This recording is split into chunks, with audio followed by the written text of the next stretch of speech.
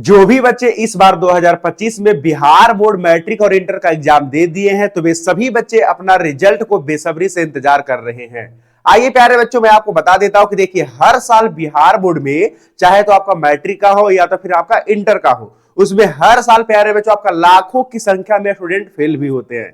लेकिन क्या आपको पता है कि वे कौन स्टूडेंट होते हैं जो फेल होते हैं? आइए मैं आपको जो पूरा फेल का लिस्ट मैं आपको देने वाला हूं और आप लोग भी चेक कर लीजिए कि कहीं आप भी इस लिस्ट में शामिल तो नहीं है। तो प्यारे बच्चों, सबसे पहली बात, यह वीडियो बहुत ज्यादा इंपोर्टेंट होने वाला है, क्योंकि आप लोग अगर अच्छे से लिख करके आए हैं तो बहुत अच्छी बात है कि आपको नंबर मिलेगा।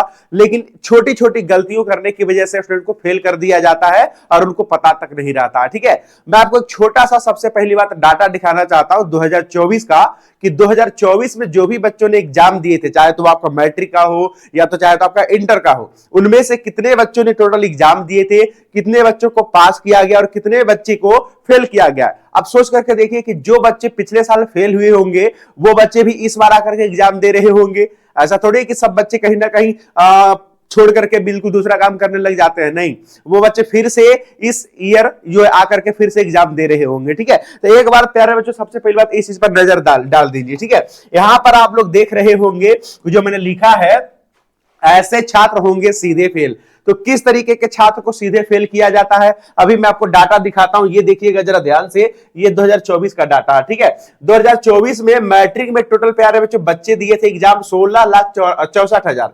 टोटल कितने बच्चे एग्जाम दिए थे? 16,64,000 दिए थे। ठीक है, इनमें से पास होने वाले स्टूडेंट की जो संख्या है, पास होने वाले स्टूडेंट की जो संख्या है वो 13,26,000 है। कितना है? 13,26,000। लेकिन जो बच्चे फेल हुए हैं, तो फेल होने वाले स्टूडेंट की संख्या देखिए, 2 लाख बच्चे फेल है। 2 लाख नहीं, 2 लाख कह सकते हैं 84,000, यानी मान के चलिए लगभग ये आपका 3 लाख बच्चे, लगभग कितना? तो 3 लाख बच्चे यहां पर आपको फेल दिख रहे हैं। ठीक है, अब ये कौन ऐसे बच्चे हैं जो फेल है?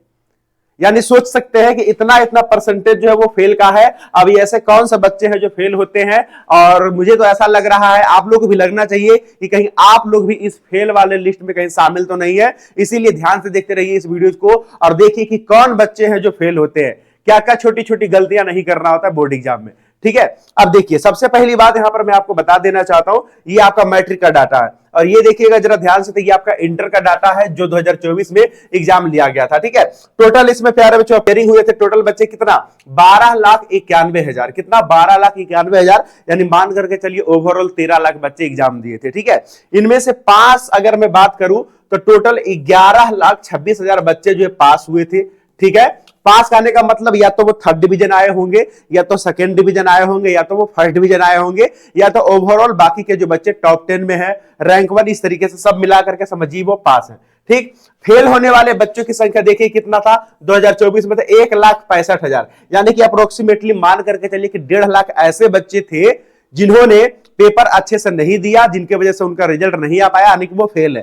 ठीक है, और इनमें से अगर मैं और आपको बता दूं कि आर्ट्स में, इंटर की मैं बात कर रहा हूं तो इंटर के आर्ट्स में प्यारे जो 75,000 बच्चे फेल हुए थे 2024 में। कॉमर्स में अगर मैं बात करूं तो 2,000 बच्चे फेल हुए थे और साइंस में अगर मैं बात करूं तो 75,000 बच्चे, साइंस में देख लीजिए 75,000 बच्चे फेल हो चुके थे 2024 में।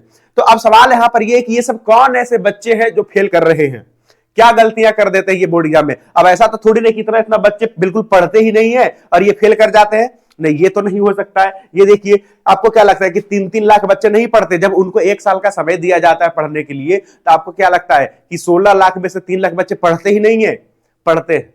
वो छोटी छोटी गलतियां कर देते हैं, जाकर के चीजों को समझते नहीं है और उन छोटी छोटी गलतियों की वजह से उन लोगों को फेल कर दिया जाता है। देखिए तो प्यारे बच्चों, अब मैं आपको बताता हूं कि क्या वो छोटी छोटी गलतियां और हो सकता है कि आपने करी होगी, तो ध्यान से देख लीजिए। सबसे पहले बात, फेल लिस्ट में शामिल विद्यार्थी। कौन विद्यार्थी फेल लिस्ट में शामिल होते हैं? देखिए, जो भी एग्जामिनर आपका कॉपी चेक करते हैं तो सबसे पहली बात वो क्या देखते हैं, तो आपको भी पता है कि अब आपका जो पेपर होता है वो 2 तरीके से होता है, एक आपका ऑब्जेक्टिव में, एक आपका सब्जेक्टिव में। ऑब्जेक्टिव में तो टेंशन नहीं है क्योंकि ऑब्जेक्टिव में आपका ओएमआर है, ओएमआर में आपका फोटो वगैरह सब कुछ लगा हुआ रहता है, प्रिंटिंग सबसे पहले ही उसमें किया हुआ रहता है। ठीक है, तो अब बस उसमें एक ही डर है कि अगर आपने 50 क्वेश्चंस का यहां पर टिक अगर गलत मार दिया तो ऑब्वियस सी बात है उसका आंसर ही गलत आएगा, ऐसा में आप फेल कर जाओगे। लेकिन जो सब्जेक्टिव क्वेश्चन है जो आपके टीचर के पास जाता है, जहां पर टीचर आपका कॉपी चेक करते हैं, तो वो वहां पर किस तरीके से बच्चों को फेल कर देते हैं। देखिए, अगर टीचर के पास कॉपी गया तो टीचर सबसे पहली बात क्या चेक करेंगे, सबसे पहली बात तो यही चेक करेंगे कि ये किसका कॉपी है। तो वो कैसे पता चलेगा, वो पता चलेगा कि इसमें रोल नंबर लिखा है कि नहीं, नाम लिखा है कि नहीं, कॉपी नंबर लिखा है कि नहीं, वो सारी चीजें लिखना होता है।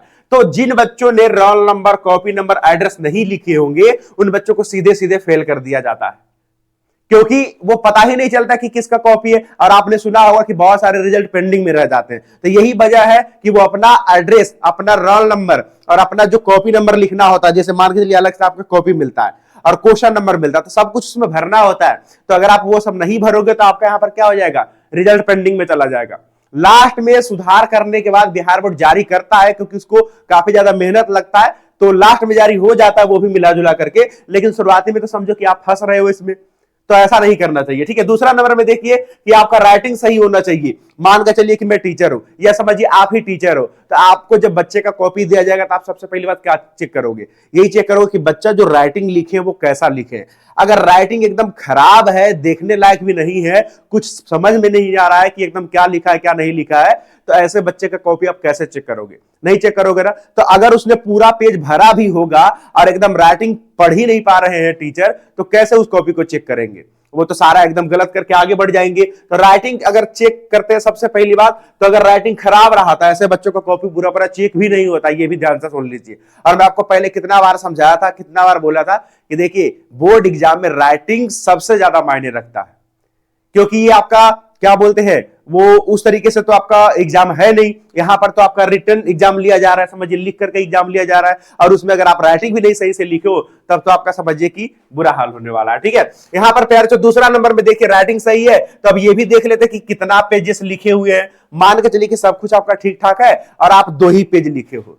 दूसरा नंबर में यही चेक करते हैं सारे टीचर, ठीक है, कि बच्चों ने कितना पेजेस लिखे हैं। 16 पेज आपको प्यारे बच्चों मिलता है, 16 पेज में से आप कितना पेज भरे हो, ये सबसे पहली बात यहां पर तीसरे नंबर में वो चेक कर लेते हैं, ठीक है। जिन बच्चों का ठीक ठाक पेजेस लिखा हुआ रहता है और राइटिंग भी सही रहता है, तो शिक्षक को उन बच्चों को कॉपी चेक करने में मजा भी आता है, खुश होकर के नंबर भी बैठा देते हैं, ठीक।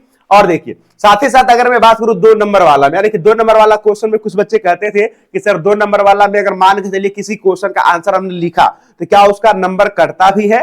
देखिए पहले ऐसा होता था, अगर आपने क्वेश्चन बिल्कुल गलत लिख दिया तो नंबर कट जाएगा, लेकिन अगर आपने किसी क्वेश्चन का आंसर आधा लिखा सही आधा लिखा गलत, तो उसके लिए टेंशन नहीं लेना है, 2 नंबर नहीं मिलेगा, लेकिन आपको 1 नंबर मिलेगा। 2 नंबर नहीं मिलेगा लेकिन 1 नंबर आपको मिलेगा, ठीक है। यानी कि अगर आपने बोर्ड एग्जाम में किसी क्वेश्चन को आधा ही अगर आपको याद है, आधा छूट रहा है, तो कोई बात नहीं, आधा नंबर आपको मिलेगा, आधा नहीं मिलेगा, ठीक। और अगर हम बात करें दीर्घ उत्तरीय में, तो दीर्घ उत्तरीय में देखिए बाकी के, अगर मैं बात करूं हिंदी और इंग्लिश, तो ये आपका लैंग्वेज पेपर है, ये आपका क्या है, लैंग्वेज पेपर है, ठीक है। तो लैंग्वेज पेपर में सभी बच्चों का नंबर कट जाता है एकदम, बिल्कुल आप मान करके चलिए ऐसा, क्योंकि इसमें जो आपको पत्र लेखन वगैरह ये सब कुछ बोला जाता है लिखने के लिए, एकदम जो यहाँ पर देखिएगा आप, अगर आपके स्कूल भी नोटिस करिएगा तो कर लीजिए ध्यान से, आपके जो स्कूल होंगे ना, तो आपके स्कूल में जो भी शिक्षक होंगे लिटरेचर वाला यानी कि हिंदी और इंग्लिश वाला, वो जब आपका टेस्ट लिए होंगे ना, तो एकदम बहुत ध्यान से वो आपका कॉपी चेक करते हैं।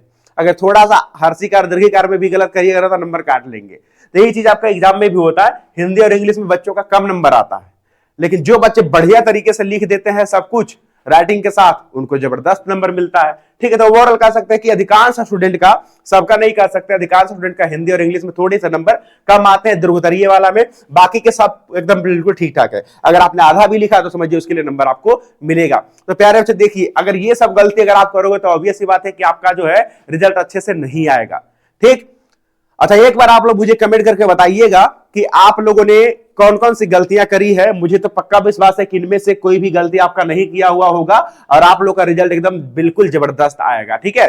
तो एक बार आप लोग कमेंट जरूर करिएगा कि क्या आपने भी कोई बोर्ड एग्जाम के अंदर छोटी मोटी गलतियां करी है, और जो गलती आपने करी होगी एक बार कमेंट करके बताइएगा। मैं देखता हूं कि आप लोगों ने क्या क्या सी गलतियां करी है, ठीक है। और देख लीजिए एक बार, इतने सारे बच्चे फेल हो रहे हैं, तो अब देखिए इसको नकारा नहीं जा सकता, हर साल इतने बच्चे फेल होते हैं, ठीक है, और वो अगले साल जाकर के एग्जाम देते हैं। तो एक बार आप लोग जरूर कमेंट करिएगा कि आप लोग कहीं किसी चीज को मिस करके तो नहीं आए ना।